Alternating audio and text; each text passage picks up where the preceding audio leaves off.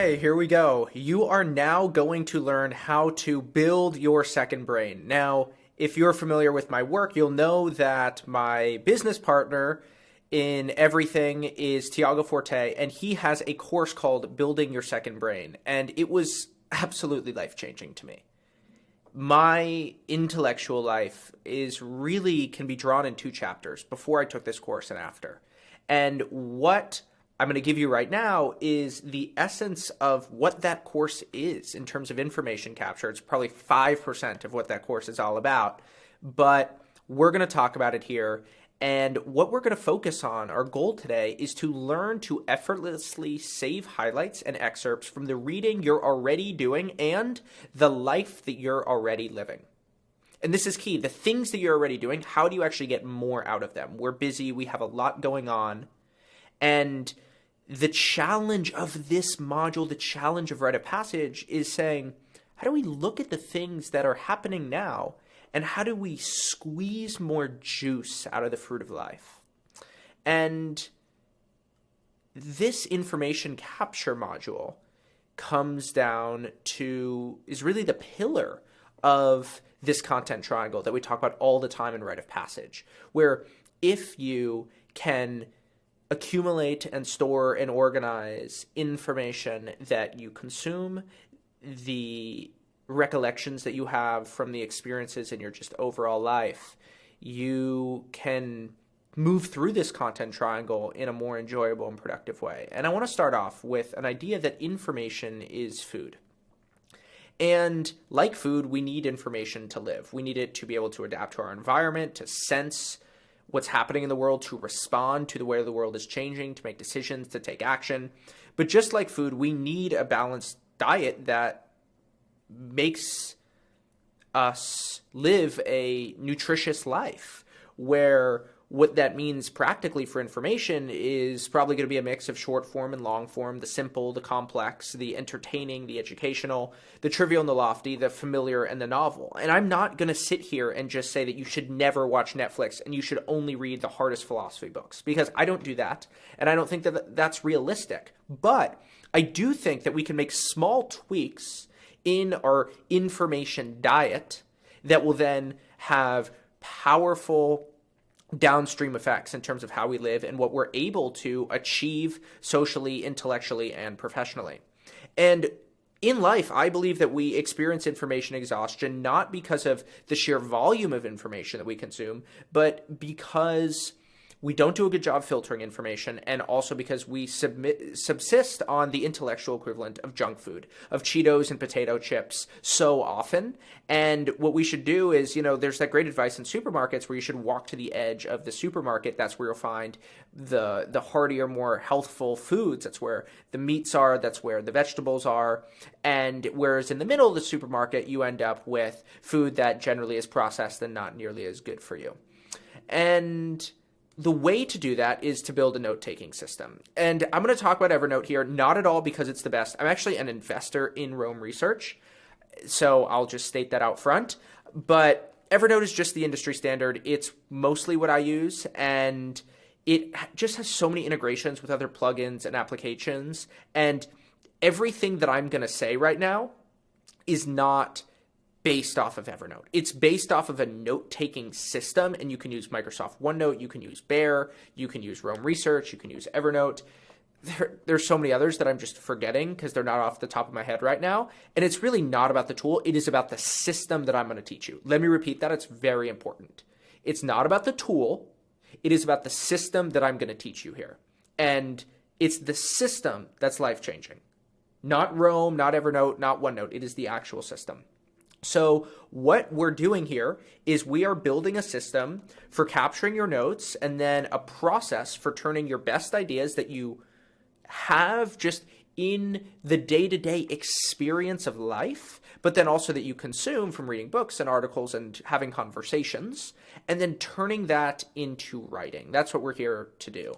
And in order to do that, we need to get into the capture habit. Saving ideas from books, articles, notes that we collect from experiences that we have. So if you go out and you have a moment, something that you want to save for the rest of your life, that would be a note that then you write down. And then rather than having a diary be something that is still be very personal, but now it can actually be searchable, and then social media and web pages. So we have 4 sources that are from other people's brain, only 1 that is from ourselves. But I think that not 20% of what you save should be from your own ideas, way more than that. So maybe 50-50 or something like that. I don't know. There's no formula for this. I just want to be very clear that it's not just about other people's ideas.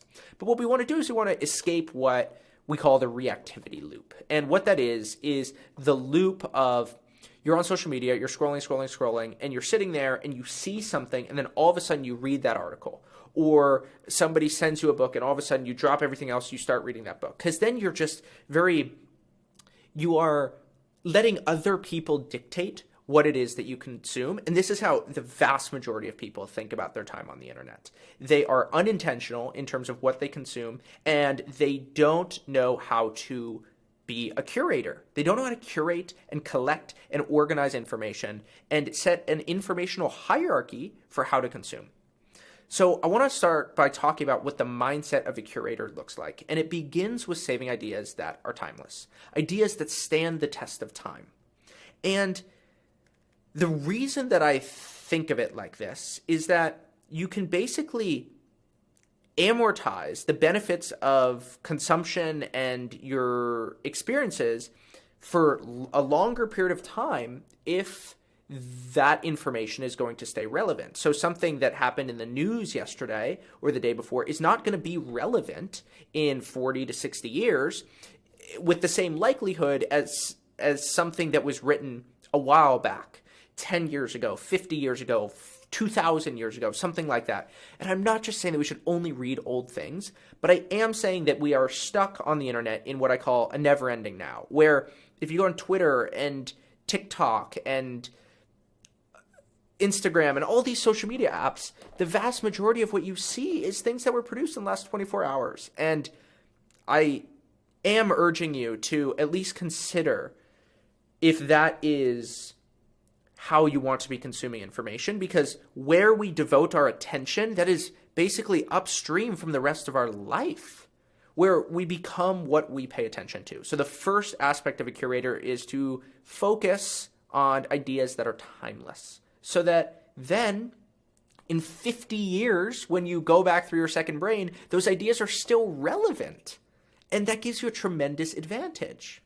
Then to digest ideas, to move from just being somebody who consumes information to somebody who produces information too. Writing actually allows you to process ideas. And, so often we think of ideas like water in a glass, where the more I pour into the glass, then it just fills up, and then you just have those ideas in your head. But that's not true at all.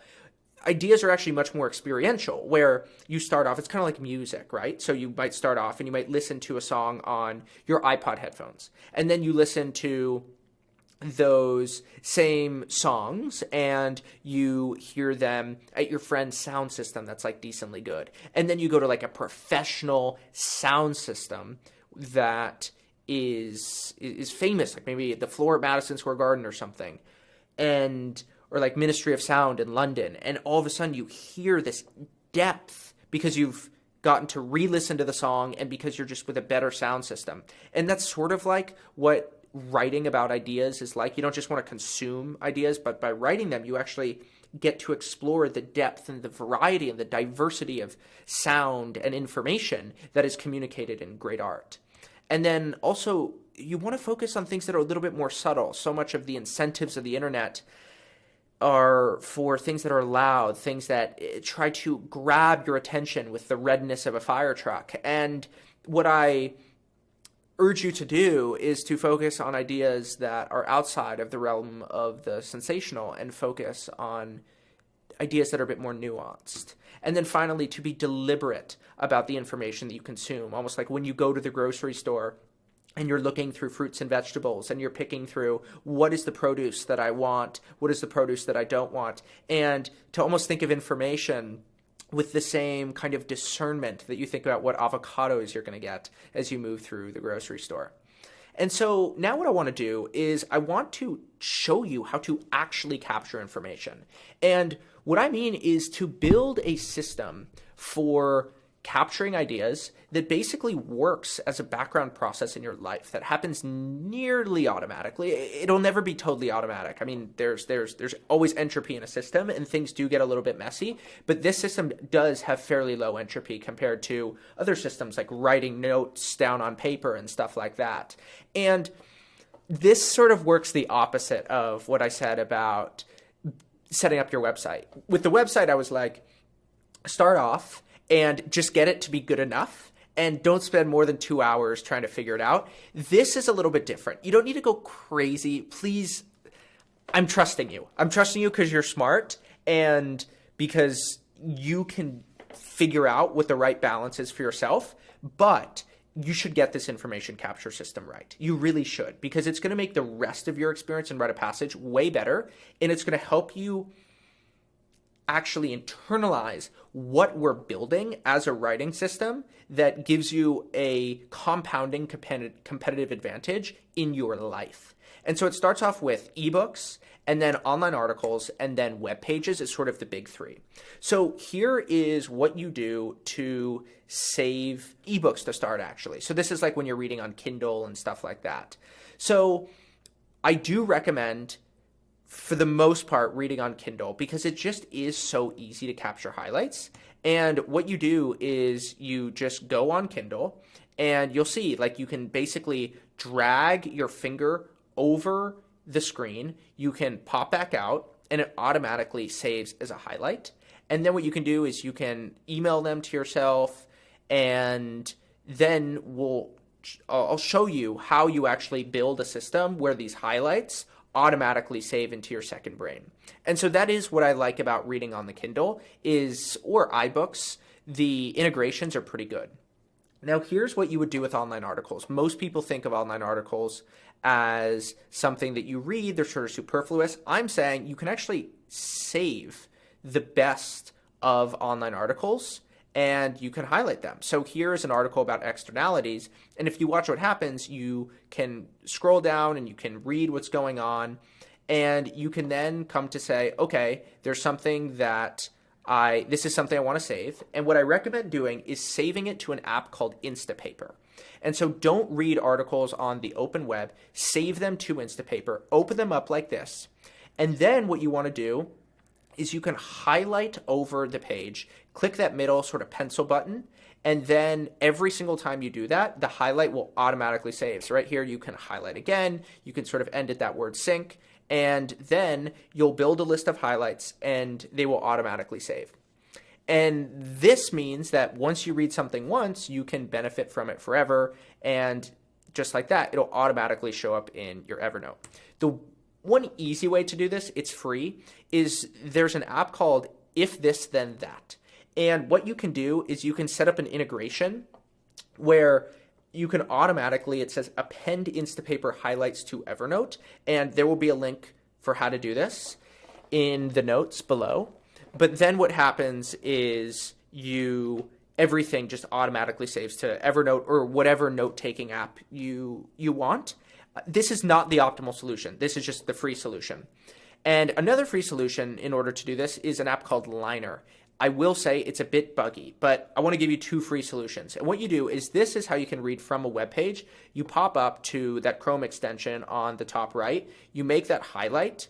You can make multiple highlights, and then you go to that Share tab, and then you can click OneNote, Google Drive, Evernote, whatever it is that you want to share the ideas to. Sometimes it does help to save it to a .txt file, and then you can get to a place where you can copy and paste that into another note-taking app of your choice, depending on what you actually use. Now, this is what I strongly recommend, though.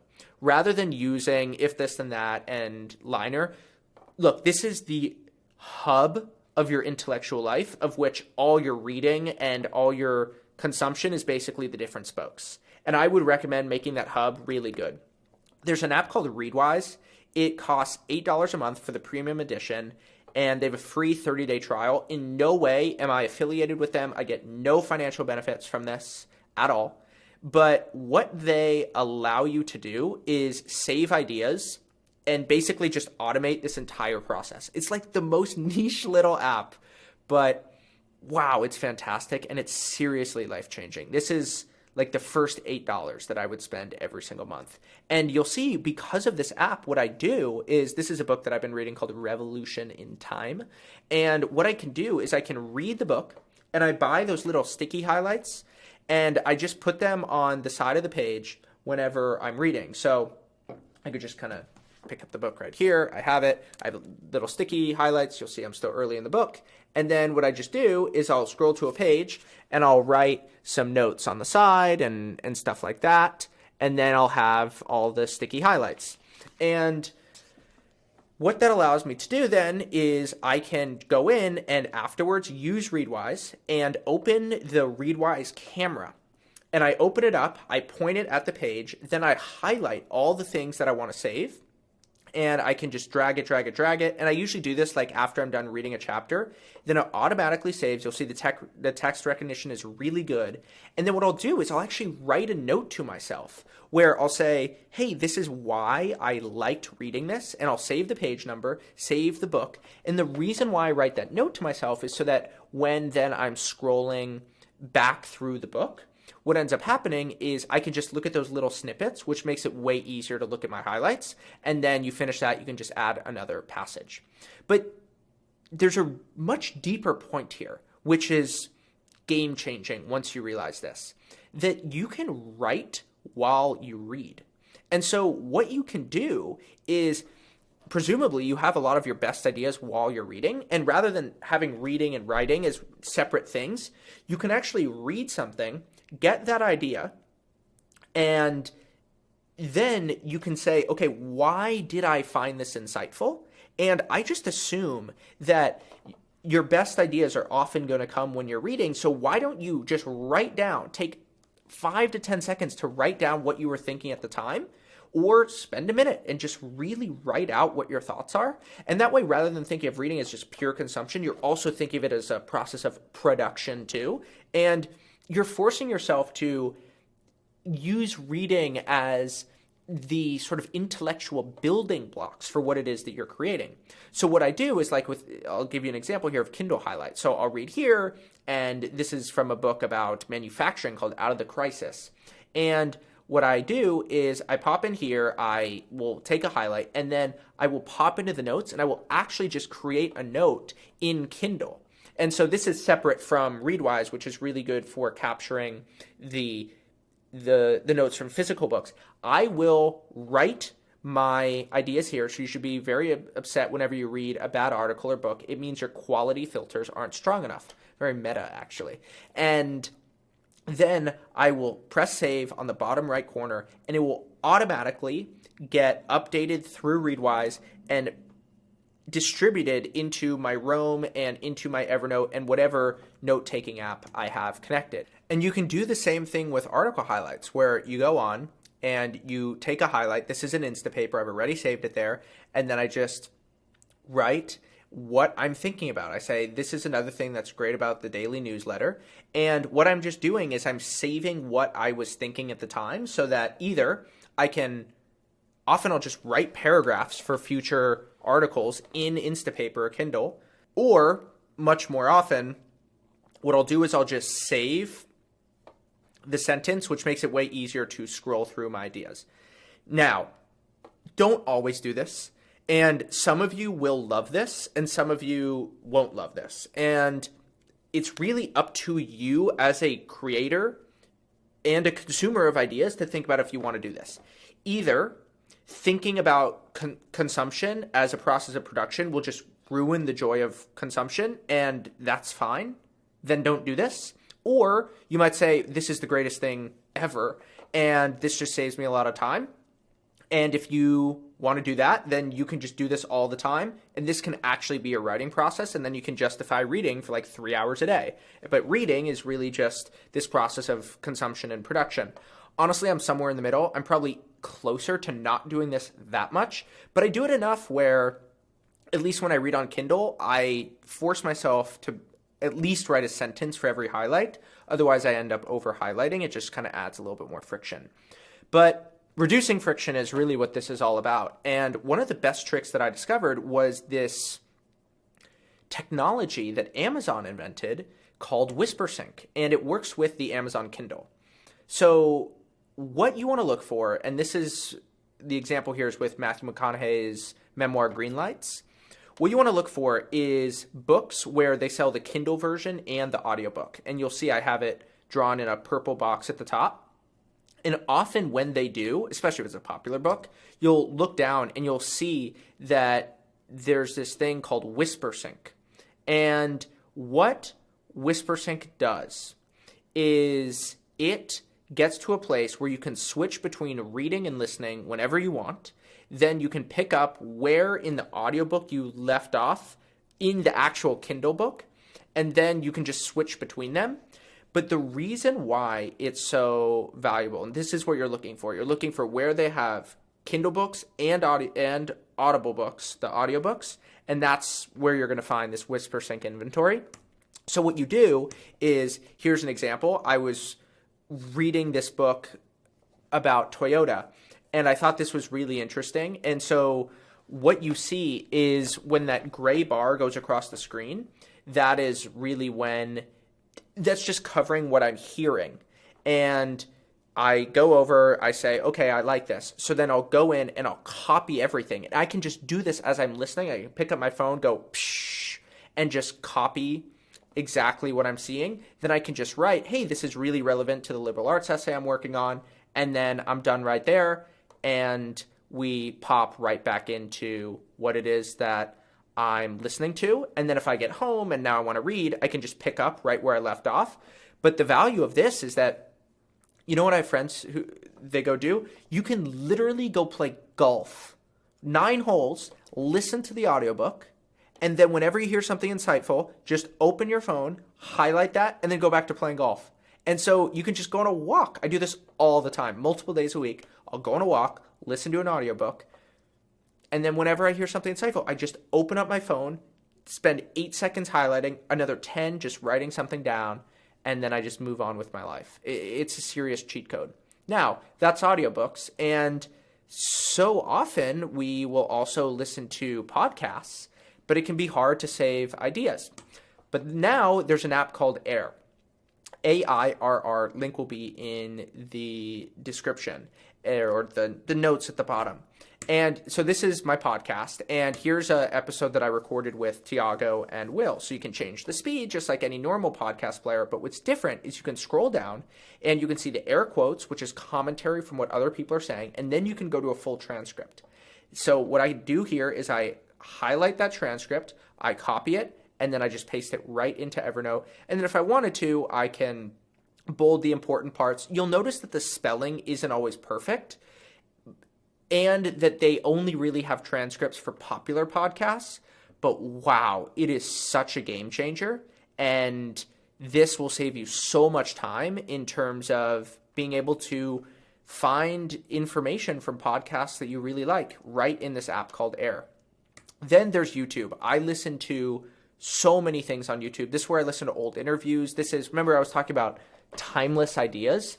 This is where I get most of those. I mean, I'll watch interviews from the 1960s, the 1970s, and guess what? They all have a transcript. What? Let me show you. This was game-changing for me. So I'm listening to this interview with Ana Lorena Fabrega, who is a Rite of Passage alum, and this is her podcast with Anthony Pompliano, and she goes on, she starts talking, and she's talking, I'm saying, oh, this is really insightful. So I pop down to those 3 dots. I go into the transcript. I can toggle the timestamps, turn them off. And then what you want to do is after they're turned off, just copy the stuff that you find interesting. But the problem is, once you copy it, it's auto-generated. So once again, it's not perfect, but you'll see it's kind of formats a little bit weird. Go into Google, just go to removelinebreaks.net. You'll see it right there. We pop in, copy your text. It'll be that same sort of display that's really inconvenient. And what you just want to do is go down to the convert paragraphs to, press none, and then you'll see it's all right there, and then you can copy it back into Evernote, just like that. And all of this that isn't instant, so really just air in the YouTube, that happens. So this is Instapaper, Kindle, that all happens through Readwise. And then like this would be like the Readwise Chrome integration, where you can see I read an essay called Where Have All the Great Works Gone? And right there I have a highlight. In the next article, I have highlights from an article called Commitment Against the Void, and then it just automatically saves in Roam. I don't have to do anything except for move my finger and type in a couple words to get some notes from what I'm reading. Now the question is, what should you save in Instapaper? And the answer is do not save everything. This is one of the ways that rite of passage students end up making a mistake when they start off. They save way too much, and you want your note-taking system to be a very special and almost sacred place. You only want your best ideas to be there. Maybe the top 5% of what you read, no more than the top 10%. You really want to focus on quality so that as you begin to navigate your note-taking system, everything you see, you know, is of good thinking. And when you first start off, maybe you'll end up saving more, but over time you want to save less. And if you're just starting to build a second brain, do know that it's for a while, it's going to feel like you don't have legs under you, but it will come if you just keep persisting on this system that really works when you reduce the temptation to save everything. So you want to save 4 different kinds of information in Instagram. What should you keep? Ideas that are inspiring. So did something inspire you when you saw it? And I want you to just focus on your intuition here. Did it make your heart beat faster? Did it give you shivers or something like that? Anything like that. Did it surprise you? Did your eyes open up wider as you read it? Stuff like that. Then is it useful? Is it something that you could use for a future project? So if I come across writing quotes, if I come across how does an author, like if I came across how Susan Sontag used to think about editing, then I would say, okay, she was a brilliant writer. How can I, in the future, I don't know how, but in the future I might want to incorporate her ideas into my work, and therefore it will be useful. Something that's easily lost. So something like this would be certain obscure quotes. So it's probably more important to save an idea that you saw on Twitter from somebody who, or on Reddit, and there's a chance that from Reddit somebody will delete that post, rather than Steve Jobs' 2005 commencement speech at Stanford, I think that was the year, where that speech will forever be on the internet. Look, you probably want to save both, but it would just help you to save that Reddit post or something like that more, or maybe even just a text message. I mean, I save text messages all the time. I'll save screenshots. I'll copy and paste things that other people say, things that I say that I think is good writing. I'm actually very surprised by how much good writing happens in the midst of blue and green bubbles on our phones. And then finally, things that are personal, things that are unique, personal, hard-earned ideas. And that's stories from our lives. You know, we go out, we have a memorable experience, we have something that is unforgettable that happens, and then we just say, you know what, I want to save this. I want to be able to access it, have it be searchable for basically the rest of my life. And the best way to think about that is kind of like a digital diary, where what you can do is you go out, you have an experience, you're walking home, and you can open this app on your phone called Otter, and you can just turn on the recording feature, and it will automatically transcribe what you say. Download this app. We will use it all the time in Rite of Passage. It is a game changer because in 3 minutes, you can reflect on a dinner that you had that was really insightful. Often, you know, I used to do this all the time when I was living in New York, where I would meet someone and I'd have a really insightful dinner. I would learn so much, and I would say things that I actually thought were insightful that I would maybe want to use for a future article. So on my walk home between the restaurant and the subway, I would just be like a crazy person talking to myself and going into Otter, and I would just transcribe everything. And I saved a lot of ideas for future essays by doing this. And just by being on the move, I was pretty generative in terms of developing new ideas. And it kind of reminds me of back to McConaughey's new biography, Greenlights. What he did was he went into solitude for 53 days because when he was 15 years old, he started journaling. And he would write in his journal, and he would just save the best ideas from his own life. It wasn't about what other people were consuming. It was about what he was living, what he was thinking, what he was experiencing. And he would write these ideas down. And he didn't just write down text. He saved photos. He wrote little bumper stickers, notes to self. And in his book, the reason why I really like it is a collection of a lot of these ideas. So that's what I do. This is little David and my sister Sabrina.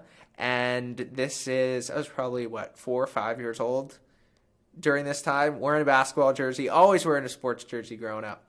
And I have, throughout my second brain, just a bunch of photos from my life that may become relevant at some point. So some questions to ask yourself as you think about what to save in terms of personal experiences, and you can write them down, diary style, journal style, or you can use Otter to capture your ideas in a really friction-free way. And what you can do is you can save stories. What are your go-to stories when you're at a party? What always makes the crowd laugh? What always gets people to, lean in a little and say, tell me more, tell me more? What is something that's insightful? In what ways do you ever go on walks with your peers and they say, that's a good point. That is a good point. Over and over and over again. Save those ideas. Do yourself a favor because they will come in handy later on. How about memories, yo? What is a memory that you don't want to forget? Something that happened to you. Maybe you went skydiving for the first time. Maybe you had a conversation that was really impactful. What is something that you want to save? An experience, something that you saw that shook you to your core? Describe that memory. Break it down for yourself. Because the entropy of memory is very lossy. And over time, memory decays pretty fast. So what I always try to do is if I have a memorable moment, I try to capture that as fast as possible. No more than 48 hours. And then finally, write about your experiences. Write about once-in-a-lifetime moments. Recently, I was hitchhiking, and I went to a gun range in Texas, and I ended up having to hitchhike out of there. And I just went into my newsletter. I wrote it all down so that I would have it saved, told the story briefly, and right there had a photo, and now I have that story saved for the rest of my life. So if I end up writing a book like what McConaughey did, I have these stories. Another time I was in New York at one of my favorite burger joints called Corner Bistro, and I had a conversation with a friend that was really impactful, very illuminating in terms of how young people think. And on the way home, I was on the subway and I just wrote it all out. I wrote about how his eyes moved as he was telling me the story. I wrote about how the burger tasted as I was listening to him. I wrote about the way that we splattered ketchup onto our fries right before he began his story. I wrote about the Orwellian doublespeak in his words. And as I was on the subway home, I just popped into Evernote, wrote about this guy Will, and then voila, as I wrote my essay on Peter Thiel, I ended up renaming him to Jim for this essay. I talked about those bacon cheeseburgers, the splattered ketchup on the crispy French fries, all that stuff. I wouldn't have remembered that. It's just the fact that what I did, I'm gonna pour myself some water, but what I did was I wrote it all down, and it was super fresh. It was super fresh at the time, and so now I can write things about experiences that happened years and years ago, but I can write about them with the fidelity of something that happened yesterday. Now, in our notes, there's always a trade-off.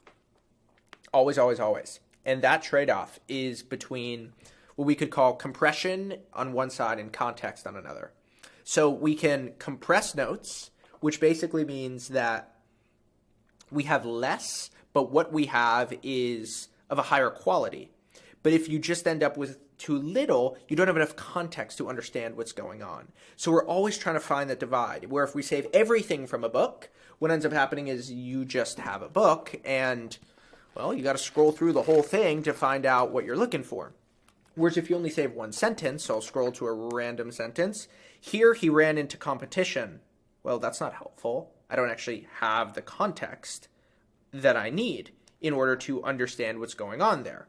What I generally like to do is save things that are 2 to 10 sentences long, and then that sort of gives me the right amount of compression and context, and then, make a highlight every couple of pages or so, but not so many highlights where I lack the compression, but enough where, of course, I still have context.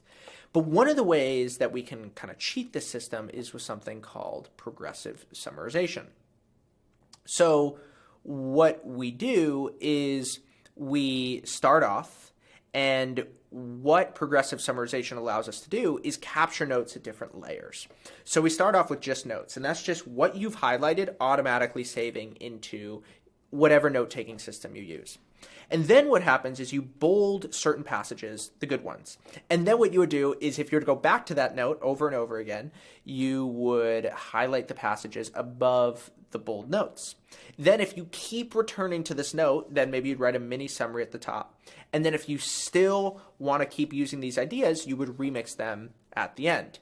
And what you're doing at each point is you are compressing the ideas in some fundamental way. You are saying, you're making a decision about these ideas are relevant and these ones aren't. And you're basically adding a hierarchy to every single thing that you consume. And what you realize is that no matter what it is that you consume, some things have more signal than others. And it allows you to sort of be like an airplane and almost fly over your ideas with this airplane of discoverability, and you can see what's going on. Now, one thing that is important is I only really do this what I call opportunistically. So I don't really spend a Saturday afternoon or something just reading my highlights. What I do is if I'm writing or working on a project and I go back into my note-taking system and I end up coming across a note that I often come to and I'm rereading it, then I'll bold it. If I come back to that note again, then I'll add highlights to them. If I'm now on this note for third, fourth time, I'll maybe add a mini summary at the top. And if I'm always coming back to this note, I will even write a whole summary of it, which is way more compressed. And it puts the ideas in my words so that what I can do is I can basically parachute down with context. And this is the parachute of understanding where I can jump out of the airplane, dive through the notes, and actually begin to see the complexity of the ideas. And as I go down farther, I can explore the ideas in more complexity, whereas at the higher levels, I can explore the ideas with less complexity. Because as you understand an idea more, or want to spend more time with an idea, you want more context. And so I end up thinking of ideas almost like an accordion here, where you can contract the ideas. And that is when you have remixes and summaries and highlighted passages. That's sort of the contraction, the accordion that comes together. And then you sort of stretch it out. And then you end up have bolded passages, and especially passages that you haven't interacted with, where then you have more context. So let me show you an example of what this actually looks like. So here is an article called A Modern Vocational Curriculum by Epsilon Theory.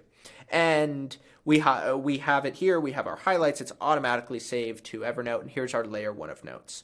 So you go back, you're working on something, say you're writing an article about education, you come into the article, and now you see a couple things that are pretty important. So you see, okay, this phrase, redesign college education for smart people, mind-expanding liberal education, vocational training, and credibility signaling, and then maybe something like an intensive set of 3 separate quarterly sessions over a period of 9 months. Okay, so you have that and a couple other passages that you think are interesting.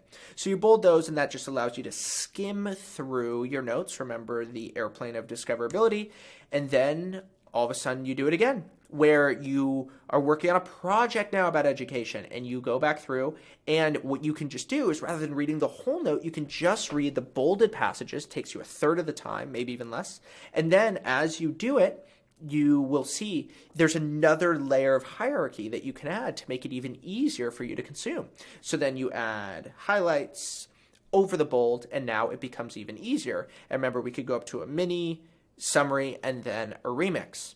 And so what you realize is once you have what Tiago calls progressive summarization, and I'm totally just borrowing from him here, you go from what most people's notes look like, which is this jungle that is a bit dark and chaotic and hard to navigate, to then being at the top of a mountain, looking out over your notes, and it's clear, it's beautiful, and you can see what you want to see.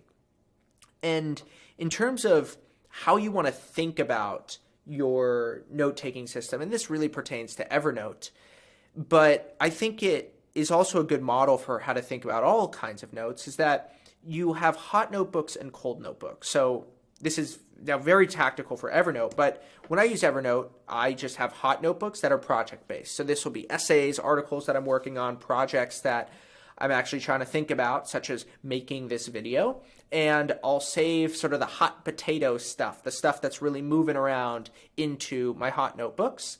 And then there's cold notebooks, which are information-based. So these are things like aviation. I'm really into airplanes, or books about time, right? Like Revolution in Time. I'm very interested in how time influences human consciousness and is sort of the central technology of the Industrial Revolution. And so the cold notebooks are things that I just sort of want in cold storage. I want ideas to be there. I want to slowly accumulate and compound ideas over time, but they're just not that relevant to anything I'm working on at the time. So this morning I was reading Siddhartha by Hermann Hesse, and that book has nothing to do with any project that I'm working on right now, but I don't just read books for work, but I still want to save those ideas. And likewise, in my hot notebook, what I have is project-based notes, which is what you'd keep on your work table, right? So these are the different things that if you were working in an office or something, what you would just do is these are the things that would be on your table, and so these would be very top of mind, right? The piles of sheets that were just given to you that you then have to send out. Then things that are actionable. You know exactly how you're going to use this information. Maybe things that are in draft mode. So I'm working on a couple YouTube videos, a couple essays, and so those then become hot notebook projects. I save them there. And then things that, once again, where you're outlining. So you're thinking, okay, this is not quite a draft, but you're just outlining ideas for a future essay, like something that I'm going to write on time. So maybe these time ideas would be a hot notebook or a cold notebook. It doesn't matter that much, the taxonomy of this stuff. It's just sort of how to think about it. And then cold notebooks are the opposite. So what they do is they don't fit into a clear project category. They are generally long-term, so they could be useful months or years from now, kind of like that book, Siddhartha. They're uncategorized, so they could be useful, but once again, they don't quite fit into a project. And once again, they're tangential. They're sort of random things that you've collected, and who knows how you're going to use them, but save them anyways, because you kind of never really know where they're going to become relevant. But they do become relevant in these weird ways. And also remember, save your own ideas. Like that hitchhiking story has nothing to do with any projects that I'm working on, but might become relevant in the future. And who knows, maybe I'll use that in a future article. I bet I will. Mark my words. And so what I have in Evernote is hot notebooks and cold notebooks, where you can see on the top is articles like The Measurement Premium, The News Essay, Timeless Way of Writing, different ideas that I'm thinking about. And then on the bottom, they're sort of investing, learning, management, broader topics, software, philosophy, broader topics that aren't really relevant for what I'm working on right now. So what I would just remind you of here is that information is food, and you want to be very deliberate about the information that you consume, and I encourage you to digest information. So wrestle with knowledge. This is not just a system for writing. This is a system for creating anything. This is how we make rite of passage. This is how I work on any project that I do. I go pop into my Evernote, pop into my note-taking system, begin to come up and say, what have I gathered? What have I saved? And I begin to wrestle with knowledge by talking. I move through the content triangle, start with conversation, get feedback, then share. Then I'll maybe share something on Twitter. I might write an article about it. And maybe I'll end up writing books over time. Who knows? And what I do here is, instead of having that book be a first draft of my thoughts, I've already gone through so many iterations of feedback, and I'm adding that progressive summarization with the highlights and the bolded parts and the mini summaries and the remixes. And all I'm doing is I'm developing my ideas over time. I'm having the same ideas cycle through my head, and each time they're becoming more refined, more compressed, like a recipe that's just getting better and better and better and better, one tiny step at a time. What you end up with is moments like this, where you can see Nick Majuli, one of my really good buddies, he goes out, he writes a tweet, the tweet does well, gets a lot of engagement, he writes an article, and that's how we roll through the triangle. So thank you very much. This is super important for you to get right. And I encourage you to go back through this video, figure out how to set up the information capture systems for the tools that you use the most, whether they're podcasts, YouTube, Kindle books, articles, physical books. We have so much here. And if you get these systems set up right and you just make it a very seamless process for yourself, your writing is going to be a lot easier. And it's going to be easier to achieve other things in work. You're going to be faster with projects. You're going to be the person, the sort of information ninja, because of the things that you implemented here. This is game-changing stuff, and do your best to implement it. Thank you.